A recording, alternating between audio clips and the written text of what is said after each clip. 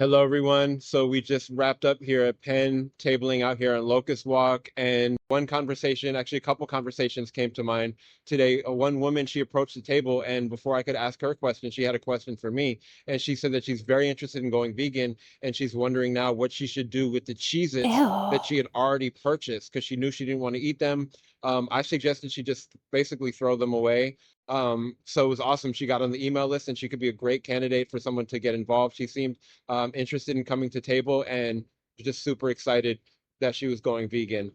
Did you want to mention one of the Yeah, I conversations you just met had? one person from India who is vegetarian currently, but he already said he does not buy leather. And when I told him about the dairy industry, it definitely interested in him.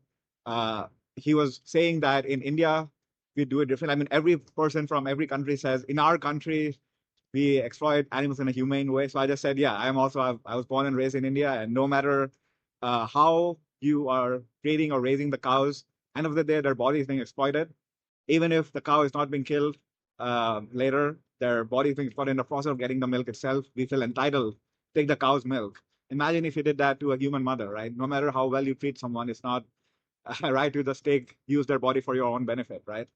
But we were very happy to hear that he said he's gonna go vegan, and then he was also interested in joining the club and carrying it forward. Oh, awesome. And then we just now had two religious men come up to us, and they were trying to engage us, but we immediately engaged them about how they feel about animal exploitation. And do you want to share Yeah, what I they mean, said? I'm to be honest, I'm still completely bamboozled by what they said. I've never heard this particular excuse before, but that just shows how crazy the conditioning can be for non-vegans. So one person was saying that because they're religious, they feel that they're actually helping the animals by breeding them into existence, torturing them, exploiting Elevating them, his purpose. elevating the animal's purpose by exploiting them, killing them, murdering them, and then and eating then their and then flesh. doing God's work. So if he's doing God's work, then he's elevating the purpose of the animal, because then somehow the calories in this animal flesh is somehow fueling his work. And Yeah, like basically, it's like helping the animals to be exploited. Now that's so ludicrous. Like I'll give an analogy here. This actually is not just hypothetical. This used to happen in many countries in the world in the past.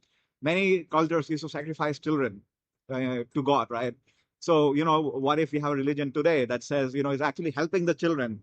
They're serving a higher purpose now. They're helping their community by being sacrificed, by being killed, murdered in the name of God. That's how absurd this sounds. I mean, it's super important to be active for the animals. And I understand like people seem busy, like as students, of course, we're all busy. But if we are saying that instead of, fighting for animal rights, we'll, do something else, we are too busy for that. That probably means that you're not being honest. And I would imagine that you're saying that because you don't actually care. It's not enough for just for you to be vegan, you know? So it just shows that you don't actually care about animal liberation. If you're making excuses like, oh, I'm too busy. If we care about something, we find time for it. And personally, I don't know what could be more important than this. I mean, I myself, I'm a PhD student here. I'm supposed to graduate in a few months. I have to work on my dissertation defense. But we have been out here pretty much all of today and also a few hours yesterday. And we'll keep doing this, almost every week. So, yeah, if you care about animal liberation, certainly you'll find time for it. find time, make time for it. Even just a few minutes here and there, every conversation matters.